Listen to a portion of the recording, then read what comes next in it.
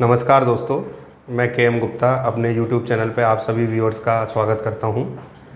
हम अपने इस वीडियो में उस सेशन को जारी रखेंगे जो पिछले वीडियो में हमने एंड किया था। जैसा हमने आपको पिछले वीडियो में बताया था कि इन्फॉर्मेटिव वीडियो है एसएससी सीजीएल एग्ज़ाम के बारे में, तो उस परीक्षा के इतिहास के बारे में और वर्तमान स्थिति के बारे में मैंने पिछले वीडियो में चर्चा की थी आप सभी से, और आपसे कहा था कि अभी वर्तमान परिस्थिति में कैसे इस परीक्षा की तैयारी करेंगे, ये हम आपको आज के वीडियो में बताएंगे। तो इस वीडियो को बड़े ध्यान से देखिए और पूरा देखिए ध्यान से, जिससे कि आपको इस परीक्षा की तैयारी करने के बारे में जो भी जानकारी की ज़रूरत होगी वो मैं अपनी इस वीडियो से पूरा करने की कोशिश करूंगा। और ये इन्फॉर्मेशन निश्चित रूप से आपके लिए एक माइलस्टोन साबित होगी इस परीक्षा की प्रिपरेशन के लिए। तो पिछले वीडियो में मैंने आपको ये बता दिया था कि ये परीक्षा 3 चरणों में आयोजित होती है, टीयर 1, टीयर 2 एंड टीयर 3। और अब मैं इन तीनों चरणों के बारे में अलग अलग से आप लोगों के साथ डिस्कस करूँगा। तो अभी जो परीक्षा 2016 से आयोजित हो रही है, मैंने 2015 तक के लिए बात की थी आपसे पिछले वीडियो में, तो 2016 से जो परीक्षा है वो ऑनलाइन मेथड में आयोजित की जा रही है, ऑनलाइन एग्ज़ाम लिया जा रहा है। और अब जो परीक्षा होती है उसमें टीयर 1, जिसे हम प्री एग्ज़ाम भी कहते हैं, उसमें 4 सेक्शन होते हैं। एक सेक्शन मैथ का, रीजनिंग का, जीके और इंग्लिश। इन चारों के 25-25 क्वेश्चन पूछे जाते हैं। तो इस तरीके से टोटल क्वेश्चन जो है वो हमारे पास होते हैं 100। ये 100 क्वेश्चन करने के लिए हमारे पास जो टाइम होता है वो होता है 60 मिनट्स का, 1 घंटे का। ऑनलाइन मेथड में ये परीक्षा ली जाती है और इनके मार्क्स होते हैं इस तरीके से कि आप 25 क्वेश्चन के लिए यहाँ से 50 मार्क्स अर्जित करेंगे, यहाँ से 50 मार्क्स, यहाँ से 50 मार्क्स और यहाँ से 50 मार्क्स। टोटल 200 नंबर का पेपर होगा, मतलब हर क्वेश्चन 2 नंबर का। और इसका आपका 1/3 जो पोर्शन है वो नेगेटिव मार्किंग किया जाता है अगर आप कोई क्वेश्चन का आंसर गलत देते हैं। तो इस प्रणाली से आप ऑनलाइन परीक्षा देते हैं और ये परीक्षा हर साल आयोजित होती है। इस प्रणाली के माध्यम से आप जो पेपर देंगे वो क्वेश्चन और उनके आंसर देने के बाद जो आपका एग्रीगेट टोटल बनेगा वो 200 में से बनेगा। और वो 200 में से आप जितने भी मार्क्स ज़्यादा अर्जित करेंगे, यहाँ सबसे बड़ा बेनिफिट यही है। यहाँ ये नहीं है कि सिर्फ हमें एलिमिनेशन के लिए परीक्षा दी जा रही है, सबसे बड़ा बेनिफिट ये है कि ये मार्क्स कैरी ओवर होते हैं, ये आगे तक आपकी फाइनल मेरिट में मदद करेंगे। और जो स्टूडेंट, जो कैंडिडेट प्री एग्ज़ाम में बोनस लेके आगे बढ़ता है, मतलब ये है, मान लें 200 में से 140 किसी कैटेगरी के लिए कट ऑफ जारी है, अगर किसी स्टूडेंट ने 160 अर्जित कर लिए तो वो 20 नंबर का बोनस लेके आगे जा रहा है, जो उसको निश्चित रूप से एंड तक मदद करेगा। तो आप यहाँ ये कोशिश करें कि हमारा उद्देश्य सिर्फ प्री एग्ज़ाम पास करना नहीं है। कई बच्चे ये परीक्षा सिर्फ इसलिए देते हैं कि हमें उन दूसरे व्यक्तियों को ये सुनाना है कि हमने प्री एग्ज़ाम इतनी बार पास किया, मेन एग्ज़ाम नहीं। दुनिया केवल फाइनल सिलेक्शन को देखती है। तो हमारा टारगेट ये रहना चाहिए कि हमें फाइनल टर्म तक अपने आप को मजबूत बना के रखना है। तो प्री एग्ज़ाम में 200 क्वेश्चन का जो टोटल है, चूँकि मैंने पहले वीडियो में बताया था, इसकी कट ऑफ धीरे धीरे बढ़ती जा रही है हर कैटेगरी के लिए। तो इसके लिए आपको विशेषतः प्रिपरेशन करनी होगी, क्योंकि ये एक एलिमिनेशन राउंड भी होता है। हल्की सी भी गलती आपको इस परीक्षा से बाहर कर देगी। और इस परीक्षा से बाहर होने का मतलब है अगली परीक्षा के लिए आपको 1.5 साल कम से कम इंतज़ार करना पड़ेगा। तो इसके लिए आपको क्या करना चाहिए? देखिए, किसी टाइम पे कई कैंडिडेट ये मानते थे कि इन चारों में से केवल इन 2 सेक्शंस को अच्छा कर लें तो हमारा सीजीएल प्री एग्ज़ाम में सिलेक्शन हो जाता था, और वो इन 2 सेक्शंस को इग्नोर कर देते थे। ये धारणा आज भी कई कैंडिडेट के अंदर बनी होती है, और इस धारणा को लेकर जो कैंडिडेट इस परीक्षा को देने जाएगा वो कभी भी सफलता अर्जित नहीं करेगा। ये मैं आपको बिल्कुल क्लियर कट बोल देता हूँ, क्योंकि ये परीक्षा के 4 पिलर हैं। आपको बराबर इन चारों पर विशेष ध्यान रखना होगा। सपोज करिए किसी कैटेगरी की कट ऑफ 140 नंबर जा रही है, तो मैं अगर आपसे कहूं कि आप बराबर भी ले आएंगे, इनमें पूरे मार्क्स भी ले आएंगे, तब भी आपको 40 मार्क्स की ज़रूरत पड़ेगी, जो इन 2 से ही पूरी हो सकती है। तो ऐसे में आप अगर इन 2 को इग्नोर करते हैं प्री परीक्षा के अंदर, तो definitely you will get in the problem. तो सबसे बड़ी चीज़ यही है यहाँ पे कि हमें इन चारों पे बराबर फोकस रखना है प्री एग्ज़ाम के लिए। ये चारों सेक्शन हमारी मदद करते हैं अच्छा स्कोर करने में। इन सेक्शंस में ये 2 तो आपके स्कोरिंग सेक्शन है ही हैं, बाकी इन 2 से भी बहुत अच्छा स्कोर किया जा सकता है, और वो स्कोर हमारे को आगे भी मदद करेगा। तो ऐसी स्थिति में आपको किस तरीके से अटैम्प्ट करना चाहिए, कैसे प्रिपरेशन करनी चाहिए? देखिए, इसमें सफलता का सबसे बड़ा राज ये है कि आपकी प्रैक्टिस कितनी है, नॉलेज कितना है, ये मायने नहीं रखता। यहाँ पे एग्री सबसे ज़्यादा मायने रखता है कि आपकी प्रैक्टिस कितनी है, आप कितना समय क्वेश्चन सॉल्व करने को दे रहे हैं, किस तरीके के क्वेश्चन सॉल्व कर रहे हैं। तो प्री एग्ज़ाम में अच्छी सफलता अर्जित करने के लिए आपको ऑनलाइन टेस्ट सीरीज़ वगैरह जो होती हैं उनमें ज़्यादा से ज़्यादा पार्टिसिपेट करना चाहिए, जिससे आप अपनी स्किल को जांच सकें कि हम कितने समय में कितने क्वेश्चन कर पा रहे हैं। आपको अपने वीकर सेक्शन के बारे में पता लगेगा कि मैं किस सेक्शन में वीक हूँ, जिससे आप उस पर विशेष ध्यान दे सकेंगे। तो मैथ के अंदर, रीजनिंग के अंदर हम इस तरीके से स्कोर कर सकते हैं। जीके की अच्छी तैयारी करने के लिए, जीके में चूंकि 25 क्वेश्चन होते हैं और जीके एक वाइड एरिया कवर करता है जिसमें political system, economy, geography, current knowledge GK का, साइंस, बहुत सारे सेक्टर आते हैं। तो आप इनमें से 2-3 सेक्टर की अच्छी तैयारी करिए, जैसे साइंस है, करंट है, तो जिससे क्या होगा कि आप इसमें एक लेवल तक चले जाएंगे और इस लेवल तक जाने के बाद अच्छे से अच्छे क्वेश्चन क्या कर सकते हैं, सॉल्व कर सकते हैं। तो आपको ये मान के रखना है कि ये सेक्शन हमें उतना ही करना है जितना कि हम मैथ और रीजनिंग पर फोकस करेंगे। इंग्लिश के अंदर बात करें, बहुत अच्छा स्कोर कर सकते हैं अगर आपके कंसेप्ट बहुत बढ़िया हैं।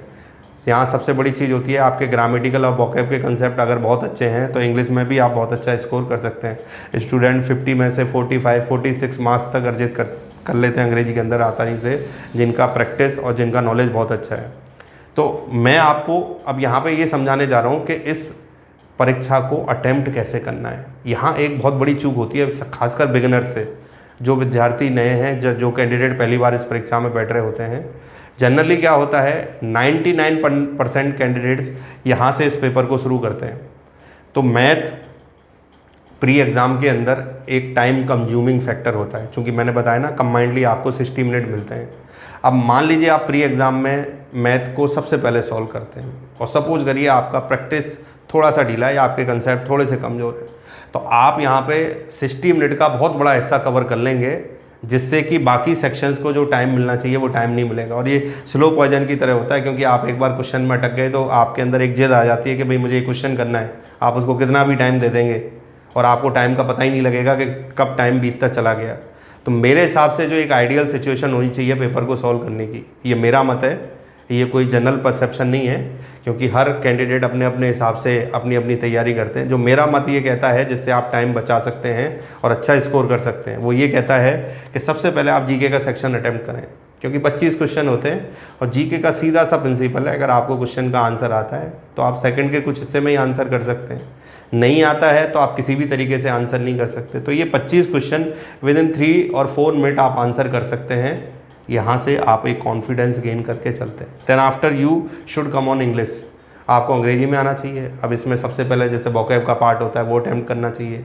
7-8 क्वेश्चन होते हैं ऐसे करीब, वो भी बिल्कुल जीके की तरह होते हैं।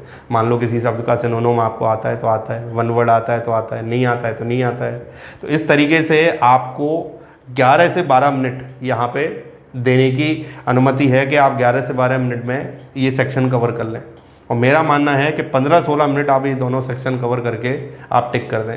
चूँकि ऑनलाइन मेथड में पेपर होते हैं तो अब आपका वो समय भी बचता है जो किसी समय पे OMR शीट में ओवल ब्लैक करने के लिए आप खर्च करते थे। तो इसके बाद आपको रीजनिंग सेक्शन में आना है।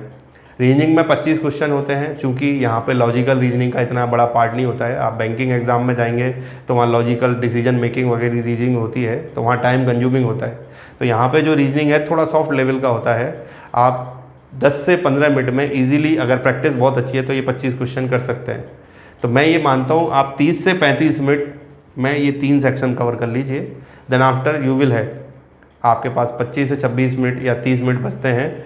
Now you can go on math. अब आपको एक फ्रीनेस रहेगी माइंड में कि मेरे पास इतना टाइम है। अब मान लीजिए आप इसमें 20 क्वेश्चन भी कर पाए तो आपको ये संतोष तो रहेगा कि मैंने बाकी सेक्शन अटैम्प्ट कर लिए।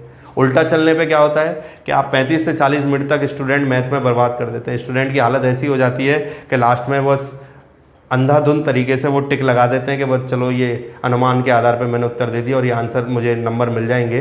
तो वो ऐसा कभी नहीं होगा, ना उसका सिलेक्शन होगा, ना उसका जो स्कोर है वो बहुत अच्छा आएगा। स्कोर तभी आएगा जब हर सेक्शन को बड़े ढंग से अटैम्प्ट किए हैं। और मैंने जो आपको तरीका बताया वो बेस्ट मेथड है इस पेपर में आपको सफलता अर्जित करने का। तो यहाँ पे इस तरीके से आप आगे बढ़िए और ऐसा करने से आपको हर सेक्शन से स्कोर मिलेगा और आप एक बोनस लेके भी आगे बढ़ सकते हैं। अब इस वीडियो में हम जो पहली जानकारी दे चुके हैं वो टीयर फर्स्ट से की जानकारी है।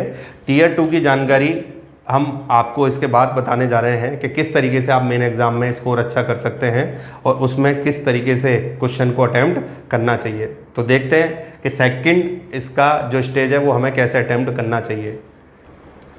तो दोस्तों अब हम देखते हैं CGL परीक्षा का दूसरा चरण, जिसे हम मेन एग्ज़ाम के नाम से भी जानते हैं, Tier 2। जो स्टूडेंट प्री एग्ज़ाम में या Tier 1 में एक निर्धारित कट ऑफ पास कर लेते हैं, उन्हें सेकंड चरण में बैठने का मौका मिलता है। ये लगभग ऐसा माना जाता है कि पोस्ट का 15 गुना होता है। जो विद्यार्थी बैठते हैं उनमें से 50 से 60 हज़ार स्टूडेंट को Tier 2 परीक्षा देने का मौका मिलता है। ये भी ऑब्जेक्टिव फॉर्म में होता है। इसमें 2 पेपर कंडक्ट किए जाते हैं सामान्यतः। एक मैथ का पेपर होता है जिसमें 100 क्वेश्चन होते हैं, 2 मार्क का एक क्वेश्चन होता है, टोटल 200 मार्क्स मिलते हैं। इंग्लिश ये 200 क्वेश्चन एक नंबर के, यहाँ भी 200 मार्क्स, और हर पेपर के लिए 2 आवर्स यानी 120 मिनट का समय हमें मिलता है करने के लिए। तो ये हमारे लिए सबसे बड़े डिसाइडिंग फैक्टर हैं फाइनल मेरिट के अंदर। इनसे ही हमें फाइनल मेरिट के अंदर बहुत बड़ा वेटेज मिलता है, क्योंकि हम Tier 1 से 200 मार्क्स कैरी ओवर टोटल का जो है वो देख के आते हैं कि वहाँ हम कितना अर्जित करते हैं। अगर वहाँ थोड़ा सा हमने अच्छा परफॉर्म नहीं किया और हम पास कर चुके हैं परीक्षा, तो यहाँ पे एक मौका होता है कि हम अच्छा स्कोर करके अपने आप को बैलेंस करके अच्छी पोस्ट पा सकें। तो यहाँ इन दोनों दोनों पेपरों के बारे में मैं जानकारी देता हूँ। यहाँ जो मैथमेटिक्स है, अगर ओवरऑल देखा जाए तो CGL एग्ज़ाम में जो टोटल रिटन एग्ज़ाम का जो 600 नंबर का अब तक का टोटल बन रहा है, उसमें 250 मैथमेटिक्स का वेटेज होता है, 250 इंग्लिश का। इन 2 सब्जेक्ट का बहुत बड़ा रोल है इस परीक्षा में। तो ये दोनों सब्जेक्ट आपके बहुत ही मजबूत होने चाहिए, जिससे कि आप फाइनल कट ऑफ तक पहुंच पाएँ। मैथमेटिक्स के अंदर 100 क्वेश्चन होते हैं। देखिए 2012 से पहले तक SSC CGL एग्ज़ाम में अर्थमेटिक का बोलबाला रहता था, पर 2012 से टेक्नोमेट्री वगैरह इस तरीके की चीज़ें इसके अंदर डाले जाने लगीं, जिससे कि धीरे धीरे ये एग्ज़ाम थोड़ा सा मैथमेटिक्स के माध्यम से टिपिकल होने लगा। और यहाँ पे ये भी देखा गया, जैसा मैंने बताया आपको, कई टेक्निकल बैकग्राउंड के स्टूडेंट इसमें आने लगे, तो उनके लिए तो ये चीज़ें मनमाफिक हो गई और वो मैथ में अच्छा स्कोर करने लगे। नॉर्मल ग्रेजुएट क्या होता है, वो इतना अच्छा स्कोर नहीं कर पाता है। तो इसकी स्ट्रेटेजी यही है कि आप मैथ को बेसिक लेवल से मजबूत बनाएं। इवन मैं कहूँगा 6th क्लास से लेके 10th क्लास तक का आज तक का जो सिलेबस है हमारे CBSE बोर्ड या स्टेट गवर्नमेंट के बोर्ड्स का, उसके हिसाब से प्रिपेयर करें। और जितना आप अच्छा अपने कंसेप्ट डेवलप करेंगे और प्रैक्टिस करेंगे, मैथमेटिक्स में आपको मौका मिलेगा। क्योंकि बैंकिंग में जो मैथमेटिक्स है वो कैलकुलेटिव टाइप होती है, और यहाँ जो मैथमेटिक्स है वो कोर मैथमेटिक्स है। आपके कंसेप्ट जितने अच्छे डेवलप होंगे टेक्नोमेट्री में, ज्योमेट्री में, उतना ही अच्छा आप मैथ के अंदर परफॉर्म कर सकते हैं। इसके लिए आप जितनी ज़्यादा प्रैक्टिस करें वो आपको बेनिफिशियल होगी। पुराने एग्ज़ाम्स के पेपर निकालिए, वो सबसे ज़्यादा महत्वपूर्ण है, जिससे क्वेश्चन का ट्रेंड पता चलेगा कि किस तरीके के क्वेश्चन आ रहे हैं, और अपने आप को आप ढाल पाएंगे उसी हिसाब से। UPSC की कुछ परीक्षाएं होती हैं, यहाँ पे एक बहुत महत्वपूर्ण पॉइंट बता रहा हूँ मैं आपको, NDA CDS, उनके अंदर मैथमेटिक्स के क्वेश्चन होते हैं। वो पेपर भी आप सॉल्व करिए, वो आपको बहुत हद तक मदद करेंगे यहाँ पे, क्योंकि उनके कई सारे क्वेश्चन या उनसे मिलते जुलते कई क्वेश्चन आपको इन एग्ज़ाम में देखने को मिलेंगे, और ये आपके लिए एक बहुत ही महत्वपूर्ण हिंट साबित होती है इस एग्ज़ाम के हिसाब से, अगर आप इस पर फोकस करें तो। नॉर्मल ग्रेजुएट भी ये कर सकता है कि वो मैथमेटिक्स पे प्रैक्टिस के ऊपर विशेष ध्यान दें, अगर उसे दूसरे स्टूडेंट से अच्छे नंबर स्कोर करने हैं, क्योंकि यहाँ पे आप जितना अच्छा स्कोर करेंगे उतना ही ज़्यादा बेनिफिट है। दूसरी चीज़ हम बात करें इंग्लिश की, 200 क्वेश्चन का आपका पेपर है टोटल। अब इस 200 क्वेश्चन के पेपर में, जैसा चूंकि मेरा ये सब्जेक्ट भी है तो मैं बेहतरीन जानकारी आपको इसके बारे में दे सकता हूँ। 200 क्वेश्चन के पेपर में आप सबसे पहले इसका कोर सेक्शन पहचानिए। इसमें लगभग 50 के आसपास क्वेश्चन 2 चैप्टर से आते हैं, passive voice and direct indirect narration. अगर ये 2 चैप्टर आपके बहुत मजबूत हैं तो पेपर का 1/4 हिस्सा तो आप वैसे ही कवर कर लेंगे। इसके बाद जो सेक्शन आता है उसमें 20 से 25 क्वेश्चन वोकैब के होते हैं, वो आपको स्कोरिंग सेक्शन हो सकता है। कुछ question fill in the blanks के, स्पॉटिंग एरर के, सेंटेंस के अंदर इम्प्रूवमेंट करना। तो इस तरीके से मिला के 100-125 क्वेश्चन का जो ये बेस है, ये सबसे मजबूत होना चाहिए। इसमें आप जितना अच्छा स्कोर करेंगे, आप 200 में से उतने अच्छे नंबर ला सकते हैं। हमारे कई विद्यार्थी 180-190 नंबर तक भी पहुँचे हैं 200 में से। ये काम आप भी कर सकते हैं अगर आपके कंसेप्ट डेवलप हैं और लगातार आप इन चीज़ों पे वर्क कर रहे हैं। इंग्लिश न्यूज़पेपर की रीडिंग करना, जिससे आप कंप्रिहेंशन पार्ट में, क्योंकि 120 और 125 के बाद जो 70 से 75 क्वेश्चन होते हैं, उनमें आपका cloze test, passage, sentence arrangement जैसे क्वेश्चन पूछे जाते हैं। और इन तीनों में सबसे बड़ी चीज़ है आपकी अंग्रेजी पढ़ने की क्षमता, कि आप अंग्रेजी कितनी पढ़ते हैं, कितनी समझ लेते हैं। यहाँ पे थोड़ा सा अंग्रेजी बैकग्राउंड से आए हुए स्टूडेंट फ़ायदा उठा लेते हैं और हिंदी बैकग्राउंड वाले स्टूडेंट मात खा जाते हैं। तो मेरा यही मानना है कि आप थोड़ा सा अंग्रेजी न्यूज़पेपर की ओर विशेष ध्यान दीजिए, उनको पढ़िए। थोड़ा थोड़ा हिस्सा, ज़रूरी नहीं हमें पूरा न्यूज़पेपर पढ़ना है, हल्का हल्का हिस्सा भी अगर हम पढ़ते रहे और शब्दों का ज्ञान करते रहे तो ये बहुत बड़ा फ़ायदा हमारे लिए साबित होता है इन एग्ज़ाम के अंदर। और इनमें सबसे बड़ी चीज़ होती है पुराने पेपर को देख के अपने आप को प्रिपेयर करना और ये जानना कि किस सेक्शन से कितने क्वेश्चन आते हैं। जैसा मैंने बताया, एक्टिव पैसिव वॉइस, अब मेन एग्ज़ाम में 20 क्वेश्चन आते हैं। CGL मेन एग्ज़ाम के अंदर अंग्रेजी के जो होता है उसमें 25 क्वेश्चन डायरेक्ट इनडायरेक्ट नरेशन से होते हैं। इनके कुछ क्वेश्चन बढ़ा भी दिए जाते हैं, इसलिए मैंने कहा कि 1/4 सेक्शन ये कवर कर लेते हैं। अगर आप इस पर बहुत अच्छी मेहनत करें तो 200 में से 50 नंबर तो आप वैसे ही इंश्योर कर लेते हैं और ये कॉन्फिडेंस भी देता है आगे बढ़ने के लिए। तो आप ये दोनों पेपर की अच्छी तैयारी करते हैं तो 400 में से 330, 340 या 350 तक का जो एक स्कोर है वो एक बेहतर स्कोर माना जा सकता है, जिससे कि आप अच्छी पोस्ट की कट ऑफ के दायरे में आ सकते हैं। उससे नीचे अगर आपका स्कोर रहता है तो आपको अच्छी पोस्ट मिलने पे एक संशय रहेगा और हो सकता है आपको अगले चांस के लिए दोबारा प्रिपेयर करना पड़े। तो ये इसका दूसरा चरण था। इस चरण के बाद जैसा मैंने बताया 2015 तक इंटरव्यू होता था, वर्तमान समय में 2016 से आगे अब जो है वो एक वर्णनात्मक परीक्षा ली जाती है, जिसमें आप हिंदी या अंग्रेजी में किसी भी लैंग्वेज में अपने एक्सप्रेशन व्यक्त कर सकते हैं, जिसके आधार पे आपको आगे बढ़ने का मौका मिलता है। तो ये परीक्षा इस तरीके से बटी हुई है कि इसके 3 चरणों में जो भी स्टूडेंट फाइनल चरण तक देख के चलेगा कि भाई 3 जो स्टेप है, इसका 3rd स्टेप वो मेरा अल्टीमेट टारगेट है, मुझे वहाँ तक पहुँचना है। तो इस तरीके से अगर उसने तीनों स्टेप पर विशेष ध्यान दिया तो वो स्टूडेंट कभी भी मात नहीं खाएगा। और यहाँ सबसे बड़ी चीज़ है कि आप तैयारी किस लेवल से कर रहे हैं। जैसे आप मैथमेटिक्स, मैंने कहा 6th क्लास से NCERT की बुक्स अगर 10th तक कर लेते हैं तो डेफिनेटली आपको फोकस बहुत अच्छा मिलेगा। अब UPSC में कुछ परीक्षाओं के पेपर UPSC की वेबसाइट पर पेपर अवेलेबल हैं, वहाँ से वो पेपर डाउनलोड करके उनकी प्रिपरेशन करिए। अंग्रेजी के भी क्वेश्चन मिलेंगे वहाँ से, आपको उन पर मेहनत करिए तो आपको लगेगा निश्चित रूप से वो क्वेश्चन आपको यहाँ पे एज इट इज़ मिल सकते हैं या उनके रूप में कई क्वेश्चन आपको मिल सकते हैं और वो आपकी बहुत मदद कर रहे हैं। तो ये जानकारी मैंने जो आपको दी उसके आधार पे हम ये कह सकते हैं कि टोटल जो हमारा है वो 700 नंबर का बनता है और इस 700 में से अगर हम 500 या 550 के आसपास तक का स्कोर कर लेते हैं तो एक अच्छी पोस्ट के हम हकदार हो जाते हैं।